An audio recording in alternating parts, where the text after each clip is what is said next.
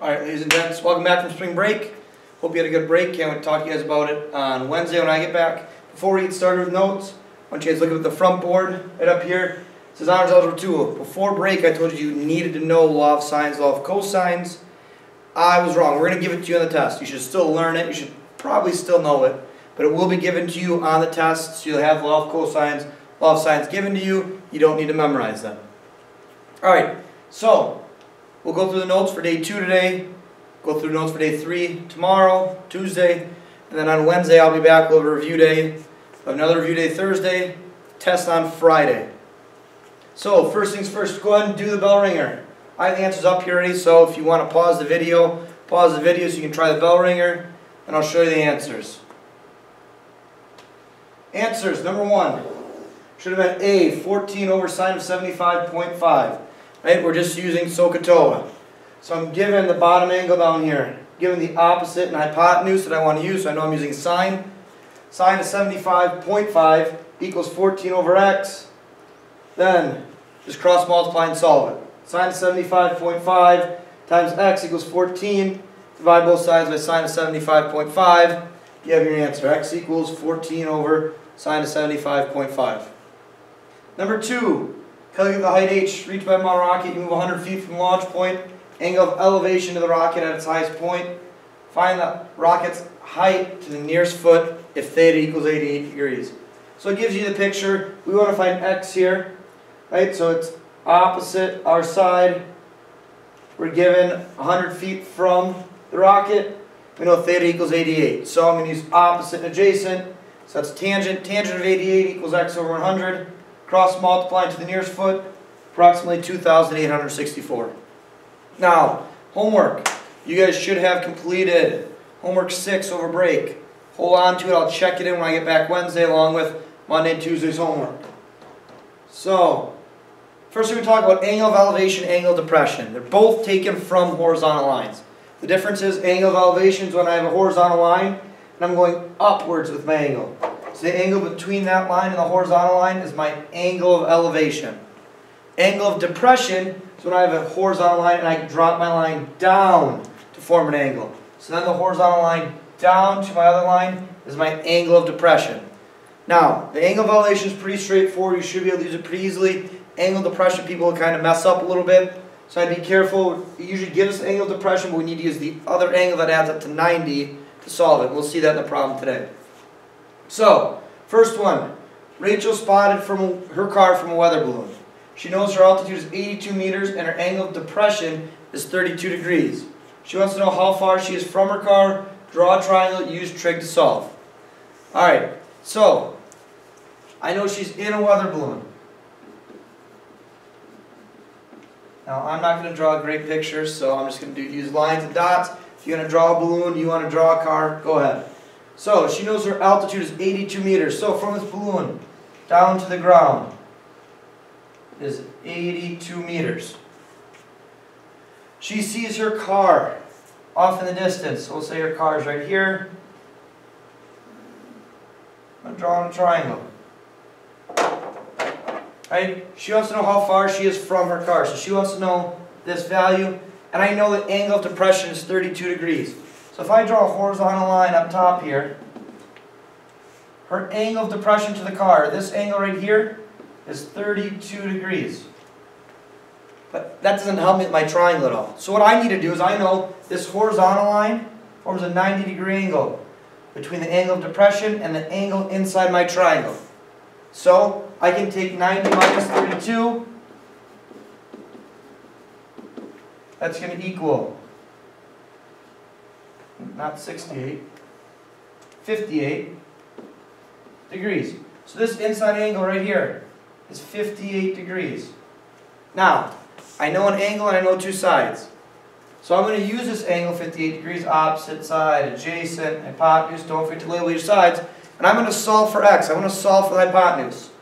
So I know I'm going to, given my adjacent side, my height, and I want to find the hypotenuse. So adjacent hypotenuse is going to be cosine of 58 degrees, or cosine of 58, equals adjacent over hypotenuse, 82 over x.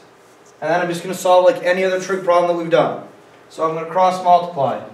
Cosine of 58 times x equals 82. Oops.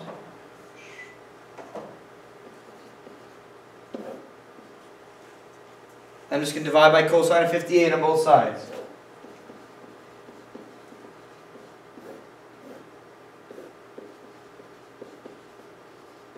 Now, whenever we're solving for a side length, we normally go to the nearest hundredth. In this case, it says round to the nearest meter. So x, once we plug it in, 82 divided by cosine of 58 should come out to approximately 155 meters. So, Rachel's approximately 155 meters from her car when she's in the hot air balloon. Or the weather balloon, excuse me. The next one. Dylan's playing with the model rocket. It's stuck in a tree. He knows the base of the tree is 19 feet from the launch site. So if this is my tree, I'm not going to draw it. I'm not a good artist, you guys know that. So, 19 feet from the launch site. So we'll say the site's over here. This is our tree. They're 19 feet apart. The rocket is 23 feet up from the ground. So 23 feet. I want to know the angle of elevation so that I can make adjustments for future launches so he doesn't get it stuck in the tree. So I'm going to draw an angle here. Remember, angle of elevation is from a horizontal line up.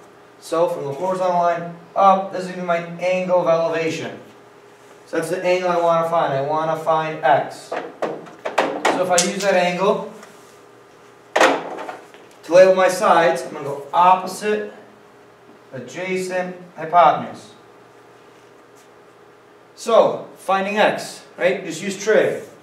Opposite, adjacent, so I'm using tangent. So tangent of x equals the opposite 23 over the adjacent 19. And then to undo the tangent, got to use inverse tangent, both sides.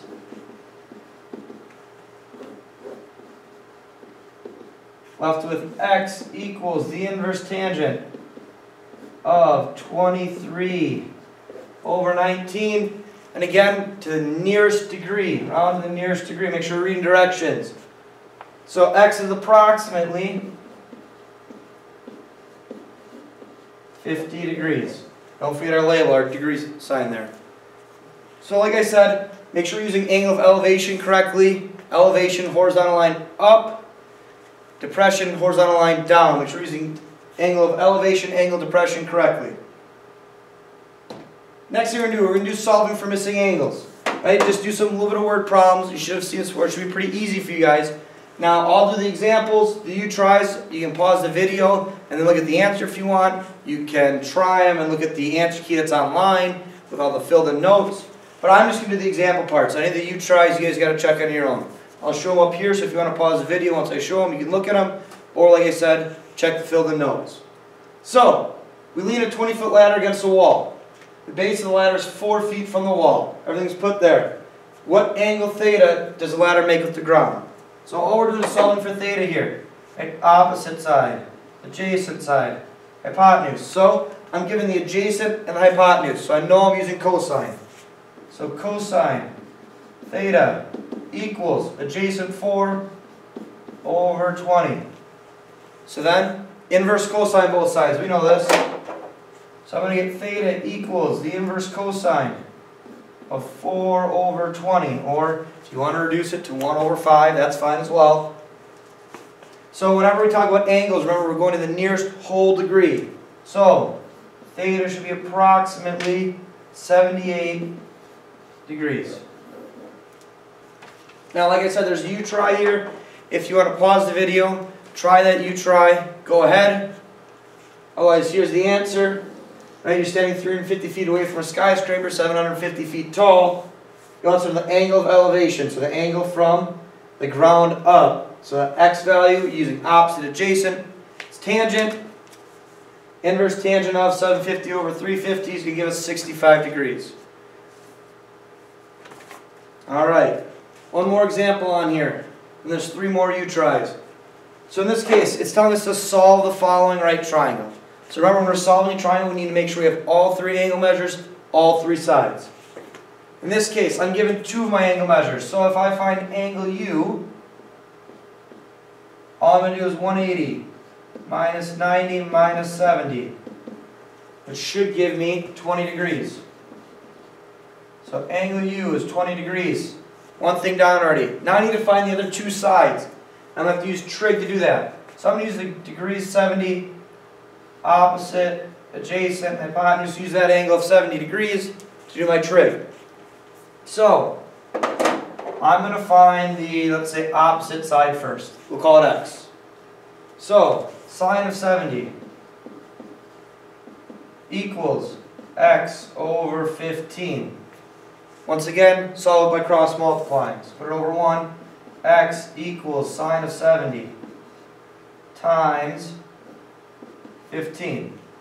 So, talking about a side length here, we're rounding to the nearest hundredth.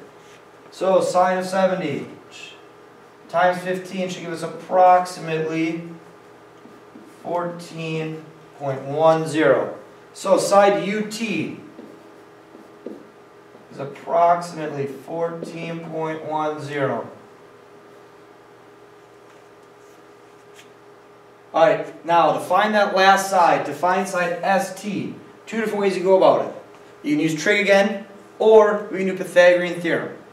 Now, either way, make sure you're showing your work so I know either why your answer is a little different than mine, or if it's the same, that's fine, but just show your work so I know what you're doing, because sometimes it'll come out to the same number, but with rounded angles, sometimes it'll come out to different numbers.